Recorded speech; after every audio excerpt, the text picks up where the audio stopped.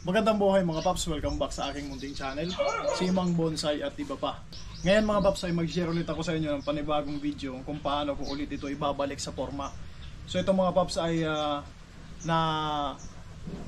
iwanan lang sa tabi, napabayaan ng halos humigit kumulang na 8 buwan. Kaya ganyan wild na siya mga paps. So bago po tayo magpatuloy mga paps, doon po sa mga bago pa lamang dito sa aking channel, iniimbitahan ko po kayo na mag-subscribe kung hindi pa po kayo nakakapag-subscribe. Click nyo po yung notification bell at click nyo yung like button at share nyo na rin mga paps. Malaking tulong po yun para lumago ang aking channel. So tara mga paps at pag-usapan natin itong aking bonsai material.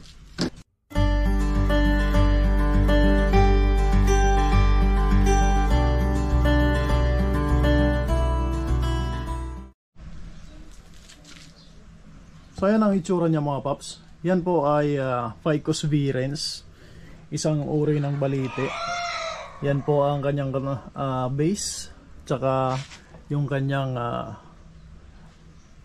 branches, yung distributed na po yan mga paps. Na distribute ko na yung mga branches, kailangan na lang ibalik sa ayos dahil sobrang wild na. Yan ang haba na po. So tara at umpisahan po natin. So umpisahan ko dito mga paps dito sa branch na to, dito sa pabalik na to na branch. So unang-una itong mahaba na to, puputulan ko na siya para umiksi at gumawa ulit ng panibagong branches at para magkaroon ng magandang tapering kasi halos pumantay na po siya. Yung laki nitong branch na to ay halos pumantay na dito sa secondary or tertiary branch. So kailangan ng putulan ko lang ng maiksi. Ayan, tutubo naman po yan. Tapos itong mga papunta sa taas na branches, kailangan putulan. Kailangan ng tanggalin pala, totally. Tanggalin natin totally, hindi lang putol. Ganon din itong isa na to. So ayan, ganyan po ako gumawa ng padding mga paps,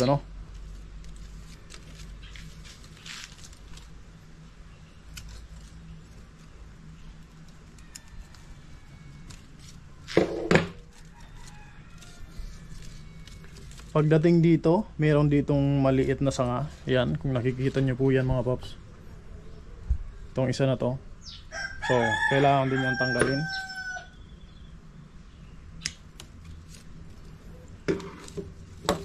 Babawasan ko na rin itong mga branches na to. Hindi na kailangan lumaki yan kasi maganda na yung tapering. So, kailangan ng bawasan para dumami na yung sa pads niya, mga paps. Ganon din dito, babawasan ko na rin to.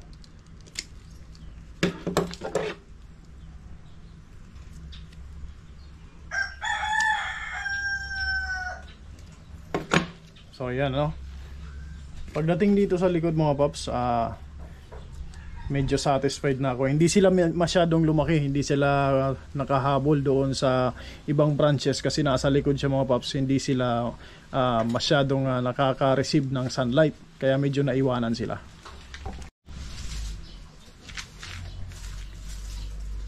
So ayan mga paps, pagdating naman dito, ito ay medyo pa-cascade na branch. Yan, kung makikita nyo po yung trunk line. Tapos medyo pa-cascade dito na isa. So ito naman ang isusunod kong lilinisin. So itong mahaba na to, babawasan ko na yan. Ayan. Tapos tatanggalin ko po itong isang branch na to.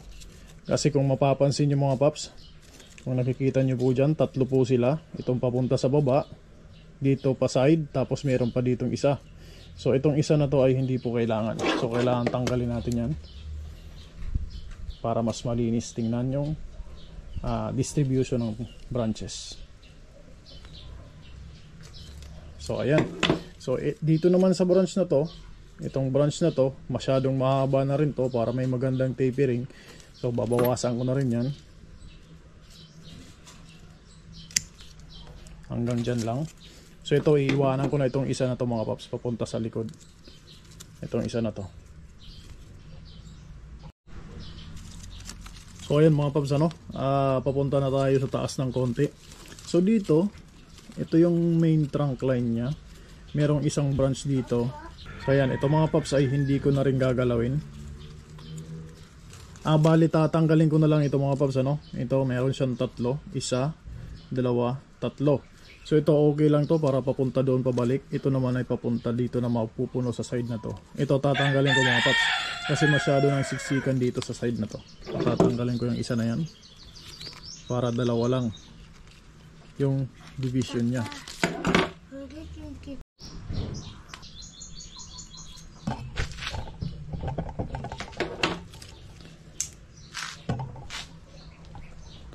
Ayan mga paps, ano.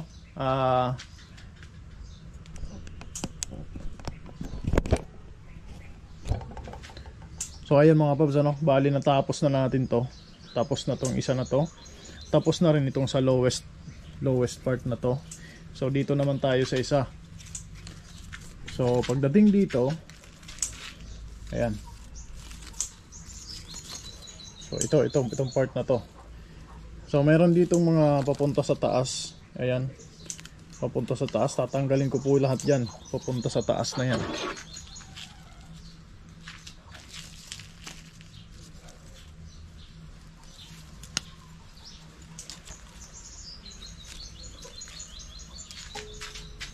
So ayan mga paps. Tingnan natin kung makikita nyo ba yan.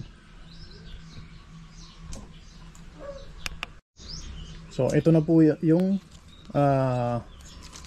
branch movement ng ano nung tinanggal ko yung papunta sa taas na branches. So ayan po siya, nag-divide siya dito ng dalawa. Pagdating dito nag-divide ulit ng dalawa. Pagdating dito nag-divide po ulit ng dalawa hanggang sa ganyan, ano. So ito masyado na po itong mahaba, so kailangan na rin putulan para maganda yung tapering. Tapos tatanggalin ko po itong papunta sa baba na branch. Ayan.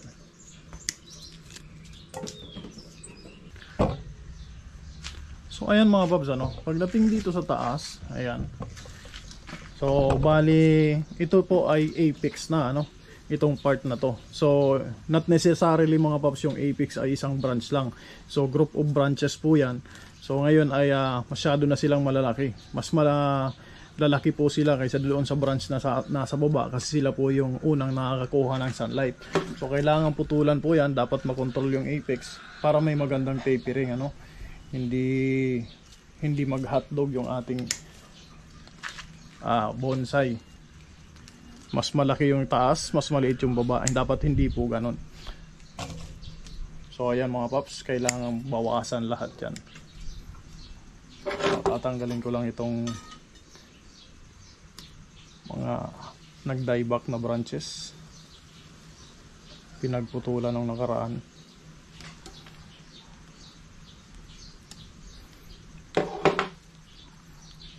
Pati ito mga paps, itong part na to, ito kailangan ay putulan na rin, ano. So pruning, ayan.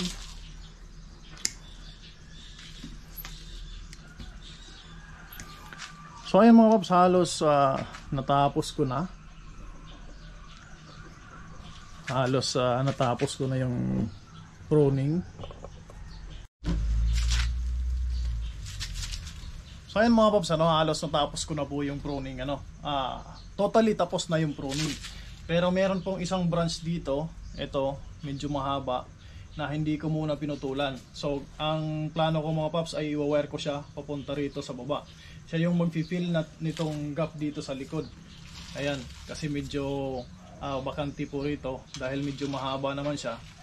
I-wire ko na lang siya papunta rito. So ngayon ang gagawin ko muna, tatanggalin ko muna lahat ng previous wire kasi masyado nang nakabaon sa branches. Pero hindi ko na mga paps ipapakita para hindi tumagal. Ayan po mga paps, natanggal ko na yung mga wire nya.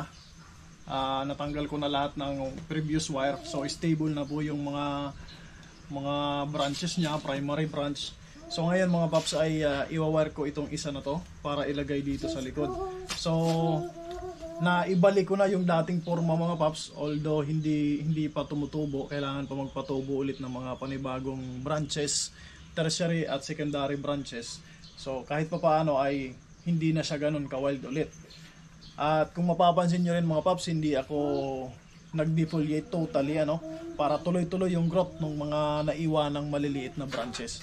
So tara mga paps, at iwa-wire ko muna to para mailagay na dito sa posisyon at maka-fill nitong gap dito. Ayan.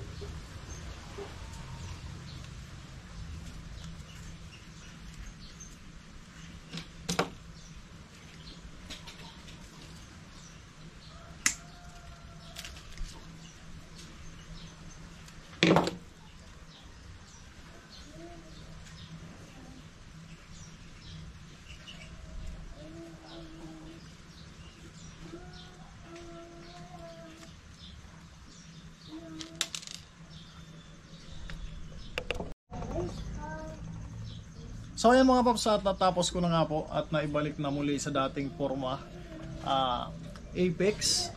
Tapos ayan po pababa, triangular shape mga paps, at ano po yan, 3-dimensional. Lahat po ay distributed yung branches niya sa likod, sa harap. Ayan mga paps, at wala pong maganda po yung tapering.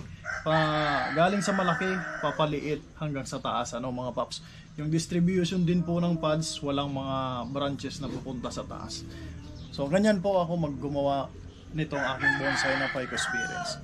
So yun lamang mga paps, kung nagustuhan nyo po itong video na to, huwag kalimutang mag-subscribe. Hit nyo yung notification bell para updated po kayo sa mga susunod pa na video. Click nyo na rin yung like button at share nyo na rin mga paps para mas lumawak pa at lumago itong aking channel at makarating doon sa mga nais pang matutong mag-bonsai. So once again po, maraming salamat, magandang buhay at happy bonsai.